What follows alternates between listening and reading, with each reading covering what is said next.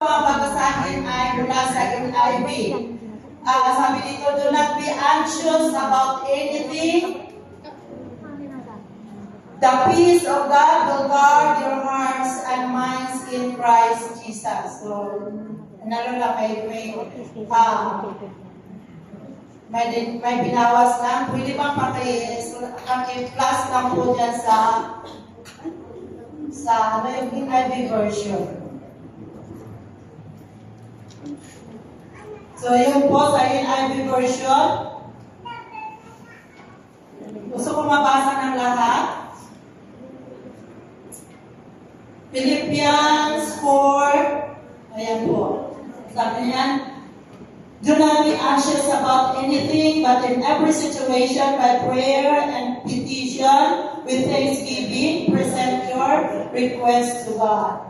So, sa verse 7, and the peace of God, which transcends all understanding, will guard your hearts and your mind in Christ Jesus. So, alam naman natin lahat, peace as a fruit of the Spirit is the deep inner calm and confidence that comes from trusting God completely. Hindi lang partial yung ating pagtitiwala, kundi sabi nga, trusting God completely. Walang ititirang basta todo na pagtitiwala sa Lord. Even in the midst of life storms. Kahit sa mga buhay natin, dumadanas tayo ng mga pagsubok, still, yung pagtitiwala natin sa Lord ay completely sa Kanya. God's peace is the foundation for new beginnings. Kaya naman, yan po ang ng ating yung ating nakakataas sa leadership, na ito yung maging tema, breakthrough peace that brings new beginnings. Kasi ito po ay foundation for new beginnings, stabilizing hearts and opening the way for miracles. So, how breakthrough peace prepares us for the new year? Paano ba? So, it steadies hearts to attune to God's divine promises. Itong peace that removes anxiety and doubt in every faith-filled action sa ating mga buhay. Pagka tayo kasi panatag, may peace tayo na nagmumula talaga sa Panginoon. Yung ating mga action is faith-filled. Yung puno-puno ng tiwala sa ating Panginoon. It enhances our spiritual discernment. Kasi pag kalmati ka, nagtitiwala ka sa Lord, yung discerning spirit mo, the more na nai-enhance. Kasi lalo mong narinig yung leading ng Lord, yung whisper ng Lord at yung leading ng Holy Spirit. Kalmado ka lang. So, it enhances spiritual discernment, calming our hearts, and yun nga, and that goes us to hear and follow the Spirit's guidance clearly. So, it positions us for God's powerful move. Kaya talaga mahalaga ang mayroon tayong peace from God. Dahil ito talaga ay nagpo-position sa atin sa great move ng Lord sa ating mga buhay. God's peace creates an inner stillness where the Spirit can work freely and miraculously. Siyempre, pag hindi ka kalmado, balisa ka, nagpapanik ka sa buhay, hindi talaga makakilos na maayos ang Panginoon sa ating mga buhay. Kasi tayo nakafocus doon sa problema, hindi sa gagawin ng Lord sa ating mga problema. Amen po ba? Amen. Praise the Lord. Kaya mahalaga na magka-breakthrough peace tayo lahat. Praise the Lord as the new beginnings itong January 2026. So, breakthrough peace, it stabilizes our hearts and minds, removing fear and anxiety. So, God's power can move unhindered wala mga blockings yung pag-move ng Lord sa ating mga buhay. Power can opening doors for supernatural breakthroughs in every area of our life. Kaya nga, kailangan natin lahat talaga na yung peace of God ay nasa ating mga buhay. Hindi makapag-open doors si Lord for a new doors, for supernatural breakthroughs sa every areas ng ating mga buhay. Kaya praise God. Sabi nga kanina sa verse natin sa Philippians 4, do not be anxious or worried about anything. So hindi tayo hindi tayo mag-worry about anything, but in everything, every circumstance and situation, ano bang dinadanas natin araw-araw sa itong present natin, mayroon ba tayong hinaharap ng problema? By prayer and petition with thanks, bubuksan natin ang ating puso, ipanatag natin sa harapan ng Panginoon. This breakthrough peace has something to do, and this breakthrough peace has something to do with our past, present, and future life. At ito po yung tatlong puntos. Number 1, breakthrough peace with God. And this is our salvation. The past. Mahal na mahal po tayo lahat ng ating Panginoon. God loves us and wants us to experience peace and life abundant and eternal. Ayaw ni Lord na mabulig tayo sa dagat-dagatang apoy sa impyerno. Kaya gano'n na lamang si Lord. Di ba? Yung kanyang sacrifice, inoffer talaga, sarili talaga, hindi basta-basta, kaya hindi matutumbasan. Kaya gano'n na lamang po, dapat tayo lahat na masigasig sa pagsampa, gagawa sa kanyang ubasan. Hindi natin yung salvation na natatanggap ay hindi po sa ating sarili lamang. Breakthrough peace with God. Isang illustration po dito. Nabasa ko po sa Facebook kahapon. Nakapag-browse ako ng sandali. Si Sister Mylene Paraino. Yung nanay niya, di ba, kailan lang nakaya sa pilingan ni Lord. Sabi ng nanay niya sa kanya daw, tatagan ang kanyang loob. Dahil alam mo naman na ako ay sa piling ng Diyos pupunta. Kaya, yun po yung ibig sabihin ng peace with God. Wala kang takot. Mayroon kang assurance na you are with God. Tayo po ba ay ganon? So, ganon po yung breakthrough peace with God. Hindi ka matatakot. Biro mo, alam na ni Nanay Rita, siya ay pupunta na sa piling ng Lord, babalik na. Talagang gano'n na lamang ang sinabi nila kanya kay Sister Mylene kasi nakwento niya sa Facebook na 4 days, hindi na tinitignan. Kasi talagang doon yung lungkot. Pero nung habang binabasa ko, natuwa talaga ako kasi yun yung larawan ng breakthrough peace sa buhay ni Nanay Rita. At gano'n na rin po kay Ate Mylene at sa buong family because alam natin na si Nanay Rita is with God. Sa piling ng Diyos siya pupunta. Amen po? Amen. Praise the Lord. Praise the Lord. Romans 5:11, 5:1, we have been made right with God because of our faith.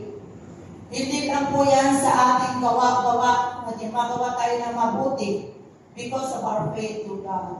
Tinanggap natin siya bilang our God and personal Savior. So we have peace with God through our Lord Jesus Christ. Hindi po yan sa sariling mga mabuting gawa natin, no? Yung mga mabuting gawa ay bunga na lamang dahil may Kristo tayo sa buhay.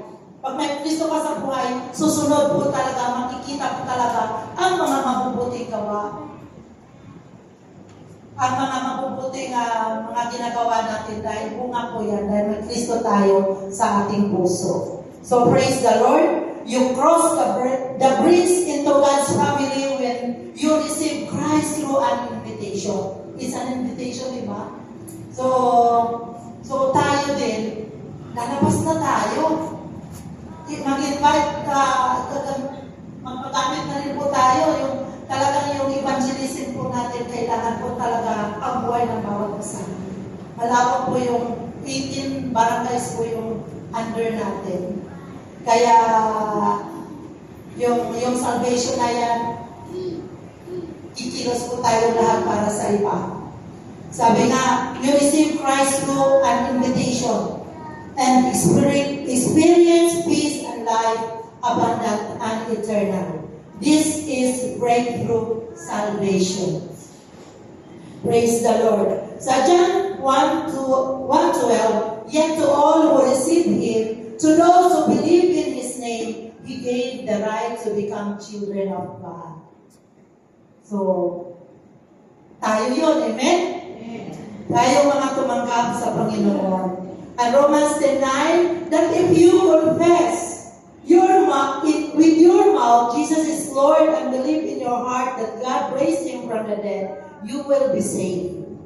Jesus Christ died on the cross and rose from the grave. He paid the penalty for our sin and bridged the gap between God and people. So si Jesus talaga yung mediator man to our God and Father. Praise God.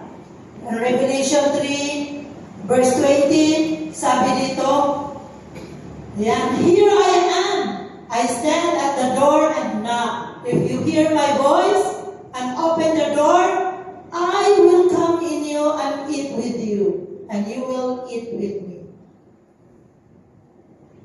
Napakabuti po ng ating Panginoon. Kailanman kahit tayo ay lumilihis minsan, ang Diyos natin ay nananatili tapat sa ating mga buhay. Ginagabayan at binabalik talaga tayo sa tunay sa Kanya talaga. Kanina is with God, ngayon naman is of God. So this is our dedication. Ito yung present. Praise the Lord. It is a gift from Jesus and a fruit of trusting Him, promising protection for hearts and minds, lasting calm amidst trouble.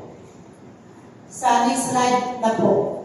Amidst trouble and perfect peace for those who rely on God. This is a breakthrough living. Breakthrough of God. This is a breakthrough living.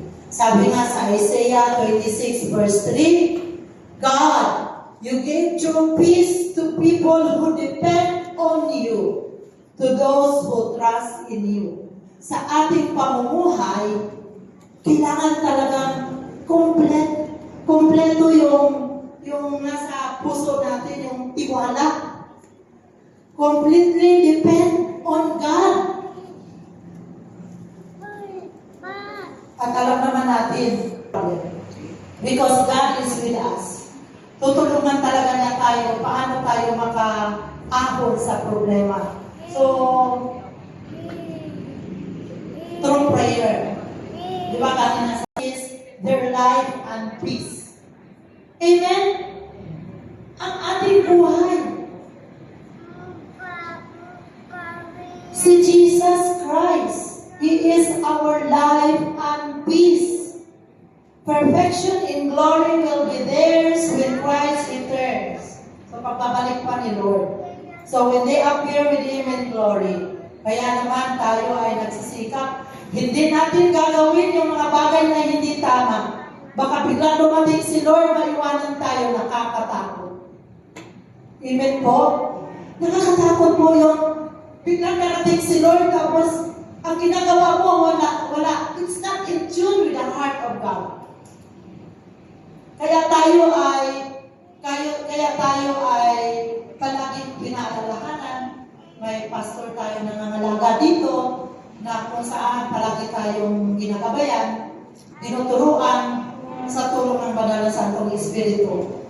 At kaya nga, isa din po sa mensahe sa akin sa family devotion namin, yung pinakaunang araw ang mensahe is, sa akin, repentance talaga.